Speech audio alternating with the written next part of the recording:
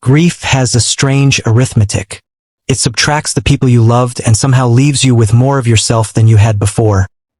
More clarity, more patience, more of the quiet steel that was always underneath, waiting for a reason to show itself. People assume that a man weakened by loss becomes easier to move, easier to overlook, easier to take from. That assumption has cost people more than they realized, more times than anyone talks about. There is a particular kind of stillness that settles over a man who has just understood something he cannot unknow. It doesn't look like anger. It doesn't look like anything, really, not to the people watching. It looks like a man drinking his coffee at the same time he always does, in the same chair, saying nothing. But something has already been decided. Something has already been set in motion, and nobody in the house has any idea. This is the story of what happens when a good man stops asking to be believed, and simply lets the paperwork speak for him. Thomas Whitfield was 58 years old, and for 31 of those years he had built things for a living. Cabinets, additions, the occasional barn frame out past the county line. He ran Whitfield Sons Carpentry out of a two-bay shop on Route 9 outside Dayton, Ohio, though there had never actually been a son to inherit it, only a daughter, Sarah, who used to sweep sawdust into paper bags as a girl and called it helping. Thomas measured twice. He always had. It was the kind of habit that bled into the rest of his life. He did not speak until he'd thought a thing through, and he rarely raised his voice, not once in 34 years of marriage to Diane, not during the lean years when the shop nearly folded, not during the year his mother Eleanor got sick and needed round-the-clock care that he mostly provided himself, driving 40 minutes each way after work every single night, for 11 months. He wound his father's pocket watch every morning at 6 a.m., even though it no longer kept accurate time. It was a habit that had outlived its function the way a lot of things about Thomas had. He still opened doors. He still called ahead. He still believed, stubbornly, that the quiet way was the right way. His mother had died in March, 7 months before the events of this story, in the back bedroom of the house Thomas grew up in, with Thomas holding her hand and Diane in the kitchen on the phone with her sister Carol, a conversation that ran long enough that Eleanor was gone before it ended. Thomas never mentioned that detail to anyone. He simply noticed it the way he noticed everything and filed it away. The surgery was scheduled for 7 o'clock in the morning on Tuesday, October 14th, a quadruple bypass, the kind of thing Dr. Anil Patel described with the careful, over-rehearsed calm of a man who had said the words 1,000 times and never once let them sound routine. Thomas signed his consent forms at 6:41 a.m. in a pre-op bay at St. Vincent's Medical Center, the fluorescent light overhead humming faintly, a nurse named Renata adjusting his foreline with brisk, practiced hands. Diane sat in the corner chair scrolling her phone. She did not look up when they wheeled him back. "I'll be right here," she said. She was not right there. By 8:15, while Thomas was under anesthesia and a surgical team was working on his heart, Diane was in the hospital parking garage on a call with her sister, Carol Myers, who lived 2 hours away in Columbus and had, for the better part of a decade, treated Thomas's quiet nature as something to be managed rather than respected. The call lasted 22 minutes. Diane did most of the talking. "It's just sitting there, Carol. In a box. What is a ring doing anybody any good sitting in a box?" She meant Eleanor's wedding ring. A modest quarter-carat solitaire in a yellow gold band, worn thin at the shank from 53 years on Eleanor's hand. The one thing of his mother's that Thomas had asked to keep, and had kept, in a small wooden box in the top drawer of his dresser, beside his father's watch. "He's not going to notice," Diane said. "He barely opens that drawer. And even if he does, what's he going to say? He never says anything." By 11:40 that same morning, while Thomas was in recovery with a breathing tube still taped at the corner of his mouth, Diane walked into Ferrante Sons Jewelers on 3rd Street, a narrow storefront with a bell over the door and a countertop worn smooth by 40 years of transactions, and sold Eleanor Whitfield's wedding ring for $810. The receipt listed it simply as, "1 yellow gold ring, estate piece, .25 CT. Frank Ferrante, the owner, asked if it held sentimental value. Diane said no. That evening, at a diner off I-75, Diane sat across from Carol and slid $400 across the table. Half the amount and even split the way sisters do things. "To Miami," Carol said, raising her coffee cup.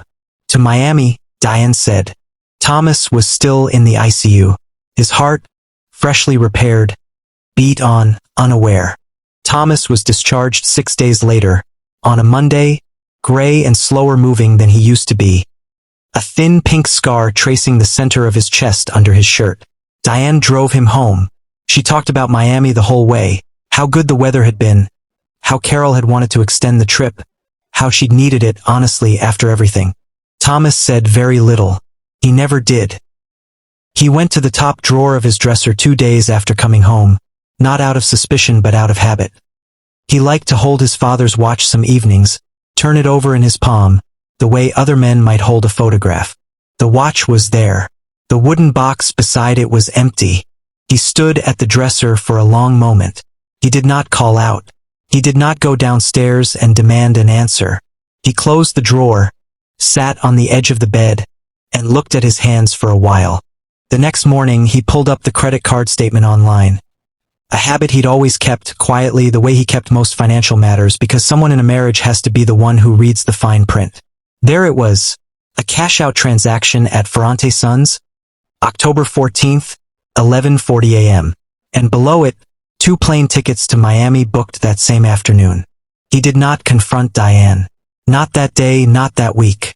Instead, on Thursday, October 23rd, Thomas drove, against doctor's orders, alone, 9 days post-surgery, to the office of Patricia Voss, an estate attorney he had quietly retained back in August, months before any of this, when his mother's death had first made him think seriously about what he wanted to leave behind, and to whom. He had an appointment already scheduled. He simply moved it up. If you've ever been the quiet one in your family, the one who absorbs instead of explodes, you already know there's a particular kind of strength in that.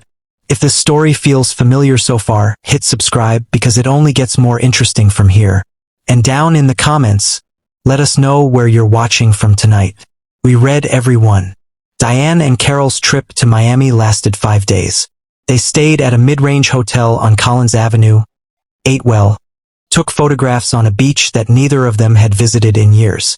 Diane posted 3 of them online with captions about finally doing something for myself. Thomas saw the photographs. He said nothing about them either. What Diane did not know, could not have known because Thomas had never told her, was that this was not the first time something like this had happened. 6 years earlier, when Thomas's father passed, Diane had suggested selling his father's fishing boat before it just sits there depreciating, and had gone so far as to list it online before Thomas found out and quietly took the listing down himself, without a word of confrontation, simply removing it and replacing the boat in the garage where it belonged. Carol had encouraged that, too. Carol had a habit of treating Thomas's restraint as an absence of feeling rather than a choice. Sarah, Thomas's daughter, 31 years old and living 40 minutes away in Kettering with her husband Daniel, came by on Saturday, October 25th, to help her father with groceries and physical therapy exercises. She noticed the missing ring almost immediately. She had a good eye, the same one Thomas had, for small details that mattered. "Where's Grandma's ring, Dad?" Thomas paused at the kitchen counter, a bag of oranges half unpacked in his hand. "Your mother sold it," he said evenly, "while I was in surgery." Sarah went still. "She what?" "It's done," Thomas said. "Nothing to be done about the ring now." "Dad, you have to say something. That was Grandma's." Thomas set the oranges in the bowl, one at a time, unhurried. "I already have," he said. Sarah didn't understand what he meant. Not yet. She wouldn't, not for another 2.5 weeks. Patricia Voss's office sat above a bakery in downtown Dayton, a modest second-floor suite with a window that looked out over the street. Thomas had first come to her in August, 3 months after his mother's funeral, with a simple, specific request. He wanted to place the family home, the house on Larchwood Drive, paid off in full, owned outright since 2011, into a revocable trust, with his daughter Sarah named as sole beneficiary upon his death, and with a clause allowing Thomas himself to transfer full ownership into that trust at any point during his lifetime, at his discretion. He had not told Diane. It was not, he reasoned, dishonest, it was his name alone on the deed, a fact dating back to a refinance in 2009 that Diane had never paid close attention to, one of the many financial details Thomas quietly managed and Diane quietly let him manage. On Thursday, October 23rd, at 2:15 in the afternoon, Thomas sat across from Patricia Voss in her office, the fall light coming in low and amber through the window behind her. You said you wanted to wait until after your recovery, Patricia said, glancing at his discharge paperwork still folded in his jacket pocket. You sure you want to do this now, Thomas? I'm sure, Thomas said. This finalizes the transfer completely. Once it's recorded, the house belongs to the trust. Diane retains no ownership claim, no matter what happens between the two of you going forward. I want you to understand that clearly before you sign. I understand it. Can I ask what changed? You seemed content to wait. Thomas was quiet for a moment. Outside, a delivery truck idled at the curb. My mother's ring, he said. Diane sold it while I was in surgery, to pay for a trip to Miami. Patricia set down her pen. I'm sorry, Thomas. Don't be, Thomas said. I'm not asking you to fix that. The ring's gone. I just needed to know what I already knew. He signed the transfer documents at 2:41 p.m. Patricia notarized them on the spot. The paperwork was filed with the county recorder's office the following Monday, October 27th, and became a matter of public record 3 business days later, a fact that would sit, quiet and unnoticed, for exactly 19 days. The discovery came on a Tuesday, November 11th, in the most unremarkable way possible. Diane had decided in the weeks after Miami that the house needed a new roof before winter and had gone to Fifth Third Bank to inquire about a home equity line of credit to cover the cost. A decision made without consulting Thomas, in keeping with a pattern neither of them had ever examined too closely. The loan officer, a young man named Curtis Boyd, pulled up the property record on his screen, frowned slightly, and turned the monitor toward her. I'm showing this property is held in a trust, Mrs. Whitfield. As of October 27th. You're not listed as a title holder, the trust is. Diane stared at the screen for a long moment. That has to be a mistake. I can print the recorder's filing for you, if you'd like to take it up with the county. She left the bank at 3:50 p.m. and drove straight to the shop on Route 9, where Thomas was in the back, sanding down a cabinet door, sawdust catching the low afternoon light through the bay window. What is this? She said, slapping the printed filing down on his workbench. Her hands were shaking. What did you do? Thomas set down the sander. He wiped his hands on a rag, unhurried, and looked at the paper. I moved the house into a trust for Sarah, he said, back in August. Finalized it in October. You did this behind my back. It's my name on the deed. Diane. It's always been my name on the deed. That's not, we're married, Thomas. That house is ours. It was, Thomas said. I thought about that a long time before I did anything. I want you to know that. This wasn't quick. You can't just, this is insane. Over a ring? You did this over a ring?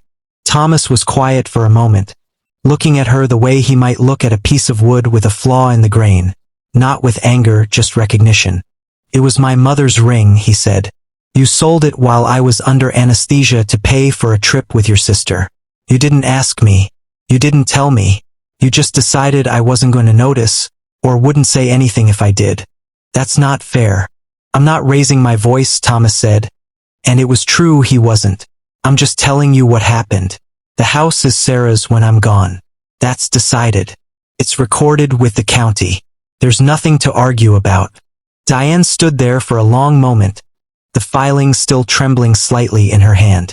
You could have just asked for the ring back, she said, quieter now. I could have, Thomas agreed. But you'd already spent the money. And I'd already understood something about how you see me. He picked the sander back up. The conversation, as far as he was concerned, was finished. Thomas sat on the front porch that evening, the same porch he'd rebuilt himself in 2016, replacing rotted boards one at a time over a long, patient summer. The air had turned properly cold, the kind of November evening that smells like wood smoke from someone else's chimney. Sarah came by around 7, letting herself in the side gate the way she had since she was a girl, and sat down beside him without a word, the porch swing creaking gently under their combined weight. Mom called me, she said. She's pretty upset. I imagine she is. Are you okay? Thomas looked out at the yard, at the maple tree his father had helped him plant the year Sarah was born. Its leaves mostly down now, scattered rust-colored across the grass. I keep thinking about something my mother used to say, he said, She used to say the ones who ask forgiveness never really meant to ask permission in the first place.